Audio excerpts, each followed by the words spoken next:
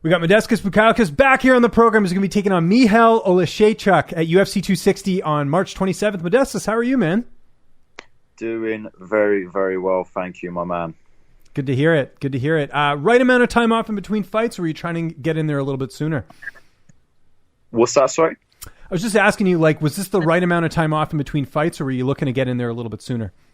Yeah, I would have actually liked to get in earlier than that, but I actually got halted a little bit in my eagerness to get back in because I had a knee injury that I had to have an operation for. But it got fixed pretty fast. Like, I think the power of the mind is such an important thing. I think, you know, a lot of the doctors and even my physio were like thinking, how the hell have you recovered so fast? Like, you're like Wolverine. Like, you know, what green vegetables have you been eating and stuff like that. But yeah, like, you know, I was very dialed in. I was very focused on recovering and getting back. So pretty much I think I had the operation, mid-December, and I was pretty much back to full training by the 1st of Jan. So it was literally just straight into the operation table and straight out. And I've got to say, the team here in London that did it were extremely helpful and amazing. So I've got to thank them for doing such an amazing job there. So yeah, I mean, had it not been for that, I mean, I probably could have fought a bit earlier. But then obviously, when I spoke to my manager, he said, you know, I told him realistically, anytime in March I'll be ready. And then, yeah, when he gave me the text to say that, you know, we got March 27th, and then later on to find out that it was on UFC 260, I mean, you know, what better placement could I have had? No, I agree. It's kind of all worked out well. And you were kind of telling me off air that things have kind of opened up a little bit in the UK in terms of the restrictions. When did that sort of take place? Like, when did things really sort of open up a little bit better? Well, do you know what? I say open up, but it's more so just for myself. I think for the rest of the population, everything's still pretty restricted. But in terms of like the rules for elite athletes in Britain, I mean, I'm not sure how it is for the rest of the world, or like especially like in the US or anything. But you know, if I'm, you know, making a living out of what I'm doing, which is pretty much what I'm doing, then you are still allowed to train and get ready for your competitions. And I mean, obviously the groups, in terms of like, before I would go to the gym and there'd be loads of people there, but now it's only like, you know, maybe one or two people, maybe a couple of training partners and my coaches, and that is it, because that's pretty much all we're allowed. But again, it just highlights the fact that I'm able to work very specifically for myself. And, you know, obviously in this game, you've got to be a selfish person, you know, in terms of what you want to try and achieve and the things that you want to work on. So in that respect, it's been absolutely amazing. And obviously I'm very thankful for my training partners. They've been great. All my coaches and training partners, they've been absolutely amazing. In terms of like, you know, downtime, the downtime is a bit less eventful, let's just say. Lockdown is definitely very strict in that regard. In terms of my career, really, like I say, nothing's changed. Well, you know, it's a good thing being in the UFC, they're able to hold all these events. But like in terms of, oh yeah, like your girlfriend asks you, so what are we going to do this weekend? Sit at home, Netflix and chill. TV, yeah. You know, yeah, seriously, Netflix and chill, and you know, maybe play a bit of. My girlfriend's got like really into Fortnite lately. Oh wow, there's a keeper right there. Well, yeah, I know, but the weird thing is, you'd expect, like, you know, most fighters are gamers. You'd think, oh yeah, like I'll be big into gaming, but really, it's her that's more into gaming than I am. Funny enough, she actually stole my Xbox. Like, you know, I just bought one because I thought, well, if I have a bit of time here and there, you know, like why not? Like, you know, I see all other people do it. Surely it's not a bad thing. I bought a couple of games, and the next thing you know, she nicked it and took it back to her house, and then that's it. I haven't seen it ever since. There you go. We got to get that back. Well, let's talk quickly about the last fight against Jimmy Crute. I know not the result you wanted. What did you learn the most from that fight?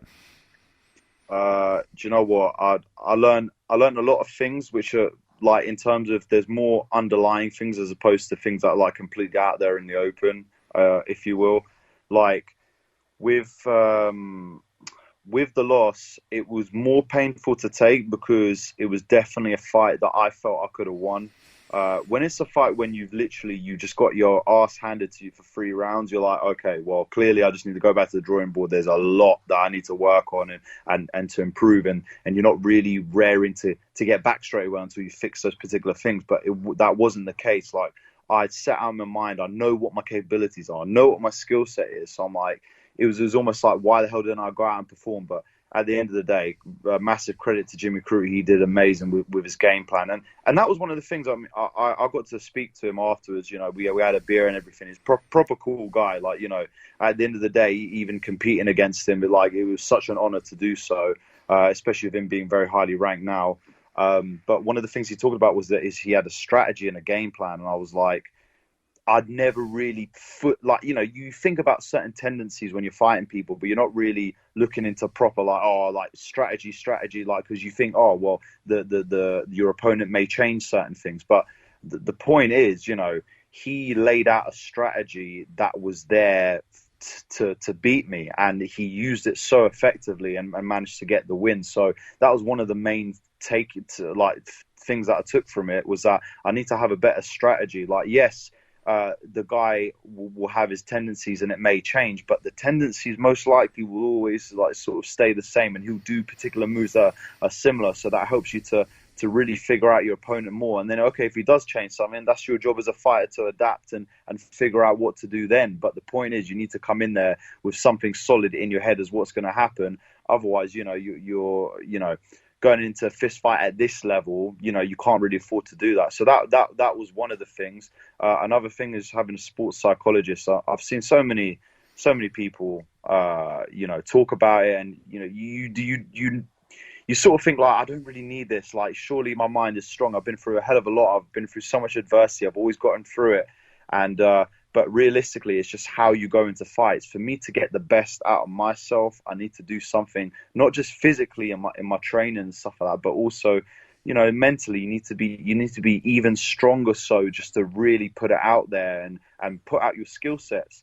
And I think the last thing is just to be more aggressive. I think I've talked about in many interviews, saying that I've gotten back the mindset of, you know, being an aggressor and like going in there to do damage to people. And I feel like maybe for that last fight, I sort of it felt like I lost it a little bit. So combined with having a sports psychologist and then actually in training being more of an offensive fighter as opposed to literally just working defense. I mean, in the fight itself, the things that we work on worked great. Yeah, I defended the takedown. That's what we wanted.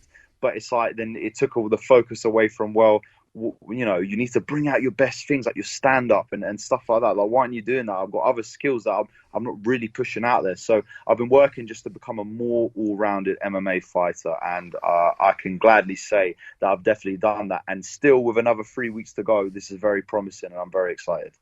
Style-wise, how do you look at this fight? Your opponent's got a 14-4 record, you know, pretty well-rounded. How do you look at this from a style perspective? So, I mean, he's a very good fighter, very powerful. You know, he's had a lot of finishes, same like myself. He's got a very, very powerful rear hand, southpaw.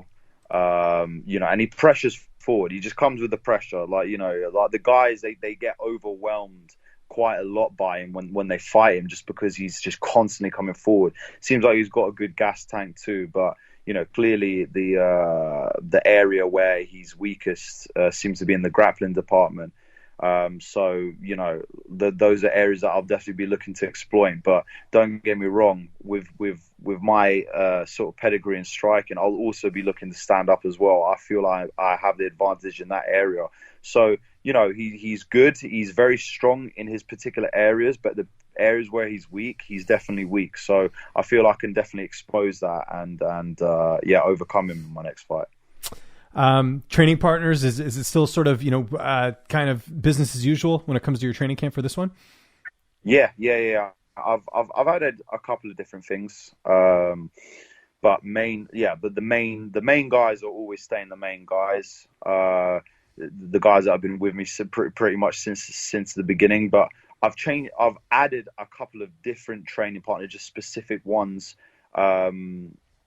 just because they're giving me sort of different looks. I know obviously I've also been training with southpaws in particular. I actually got to do a couple of rounds, you know, with Leon Edwards and Fabian Edwards. Did you really? That's awesome. Yeah, they're really amazing guys. They're top lads, and really high quality level up there. So adding that to the sparring was definitely useful, and obviously it gives me a definite look against a southpaw trying to attack you with different things. So yeah, man. Everyone has been pulling together and helping me in such a massive way. So like I said, it just brings me excitement every time I think about the fight. Good stuff. And weight cut, I'm sure, is going well ahead of this one. Yeah, I mean, I never really have a problem making a weight. In my last fight, I tried to be a little bit heavier, but realistically, I'm just dieting. As usual. Sometimes it becomes a little bit hard, like later on. Like you can probably already tell my face is looking a little bit gaunt. It's like I've been just slamming through those eating challenges on YouTube, and I'm trying to.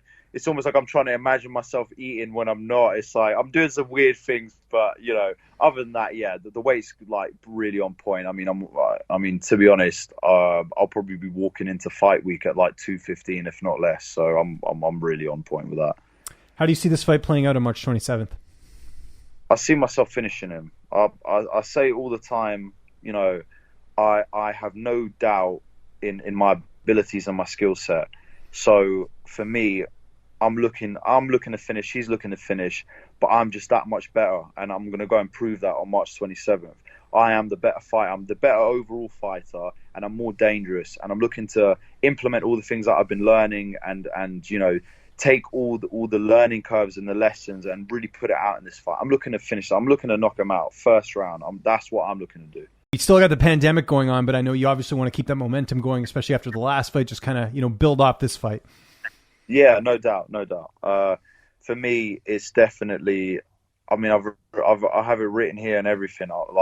I've seen how active fighters can be, as long as there's no injuries, and there may be a pull out here or there, and you may get lucky here or there. Because realistically, most guys are going to get scheduled 3 legitimate fights without any pullouts. But if there's pullouts, then do you know what I mean? Like, I'm looking to stay ready all year round. I'm training all year round. I'm not taking my foot off the gas pedal even during this pandemic. But hopefully we're going towards sort of the end half of this worldwide problem, and then everything can sort of go back to normal. But I want to fight 5 times this year, including this fight. I want to fight 5 times. Kevin Holland done it last year. And it's just, because he took the last notice fights. He took the fights that he was supposed to fight. That's what I want to do. I want to stay active. I want to work my way up the light heavyweight division. I want to get to that top 15. So, as long as my, in terms of my body is able to heal itself after fights, I'm looking to stay very active. I want to make a hell of a load of money. And at the same time, I want to get my experience out there and go out and win, man. Make a name for myself.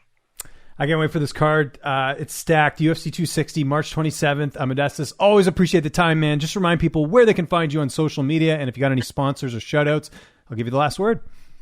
Wicked. Again, thank you again for having me on the show and everything. I really appreciate it, man. It's always lovely talking to you. So Twitter, it's at Baltic Gladiator.